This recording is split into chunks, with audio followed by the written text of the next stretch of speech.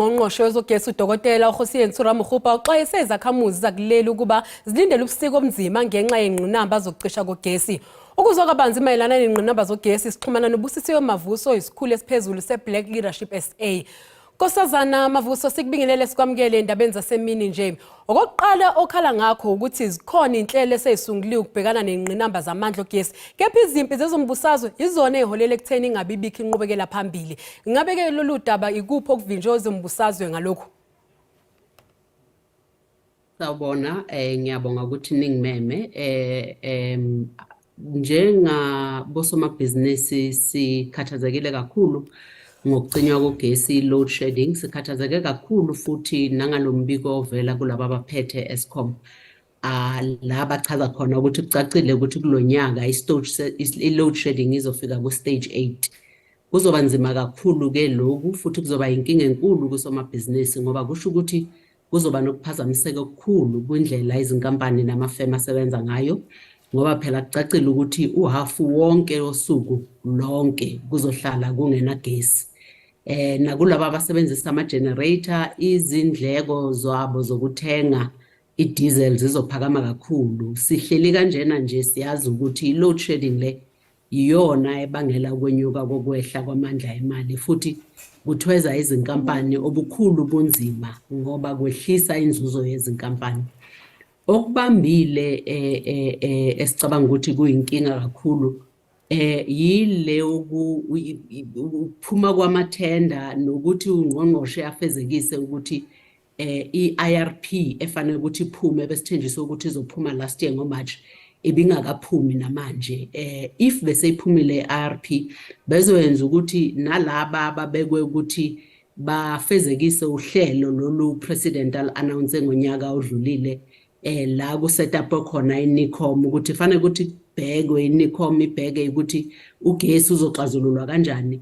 Le misebenzi efanele ngabe yenziwa iNicom manje ayikaqali ngoba kunalokudonsisana ukukhona kwezamapolitiki ukuthi amathenda atholwa ngubani ubani nokuthi kufakwa ini ku-IRP nanokuthi imuphi ugesi efanele ukuthi sisebenzise maphi ama-energies efanele ukuthi siwasebenzise into ezifana nabo nuclear nabo gas nabo hydrogen nama renewable energies nezinto ezinjalo. So makungaxazulula lokho sivumelane ukuthi maphi ama-energies esidinga ukuthi siwasebenzise izo-finalize i-IRP. Mayi-finalize i-IRP then izoyenza ukuthi laba abaqoshwe upresident iNicom ukuthi bafezekise lo hlelo lokuxazulula inkinga yogesi baqhubeke nabo ngomsebenzi wabo because makungacaci kanje abazi nabo ukuthi yini kahle kahle efanele ukuthi bayenze. So inkinga enkulu esibhekene nayo leyo kanti ilulaza undermine i-economy yonke yase-Afrika, i-undermine imisebenzi ekhona, i-undermine ukutshalwa kwemali ezweni futhi undermine ne-confidence yesomabhizinisi abanayo ngokuthi baqhubeke batshale imali la eNingizimu Afrika. Nkosazana, uveze ukuthi Imboni yamabhizinisi izimisele ke ukubambisana nohulumeni ukuxazulula izingqinamba zamandla. Kepha ngasonke isikhathi uma ke kukhalwa ngenkohlakalo ukuthinteka nosomabhizinisi, ingabe banesandla na kuzingqinamba zogesi ngenxa yokuthi bafuna ukuzuza nabo?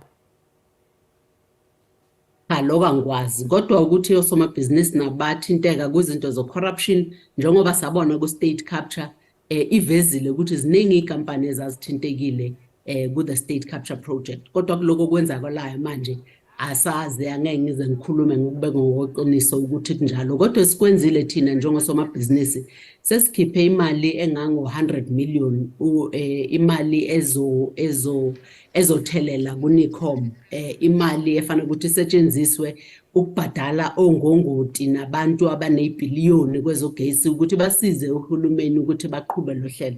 So sizimisele kakhulu njengosomabhizinisi ukuthi sixazulule le nkinga ye-load shedding. Ngicabanga ukuthi fanele ukuthi sikwenze manje njenge-country osomabhizinisi nohulumeni fanele ukuthi siphosa amandla ethu onke ekufezekiseni kohlelo lolumenyezelwe uPresident Cyril Ramaphosa last year kuxazululwa electricity. Kufanele ukuthi sibeke konke ukungazwani kwethu eceleni njengosomabhizinisi njengohulumeni nabo ongqongqoshe laba ngoba banako nabo ukungazwani ungqongqoshe we-energy, ungqongqoshe we-electricity, ungqongqoshe we-public enterprises. Uma ukhuluma nabo ubabuza ukuthi ukuxazululwa kogesi lokhu kufanele ukuthi kwenziwe kanjani, uthola impendulo ezingafani. So ngicabanga ukuthi konke lokho kufanele ukuthi kubekwe eceleni ngoba uma singakuxazululi lokho kusho ukuthi abantu bethu 65 million people bala eSouth Africa bazoqhubeka bahlupheke ngoba njoba ngisho ukungazani kwethu kusho ukuthi kwenza laba abafuna ukutshala imali la eSouth Africa bangabi nesiqiniseko ukuthi South Africa iyona na indawo elungile ukuthi batshale ukuzimali. Sibonge kakhulu ngesikhathi sakho namhlanje. Mina lo bekuwubusisiwe Mavuso, isikhulu esiphezulu seBlack Leadership SA.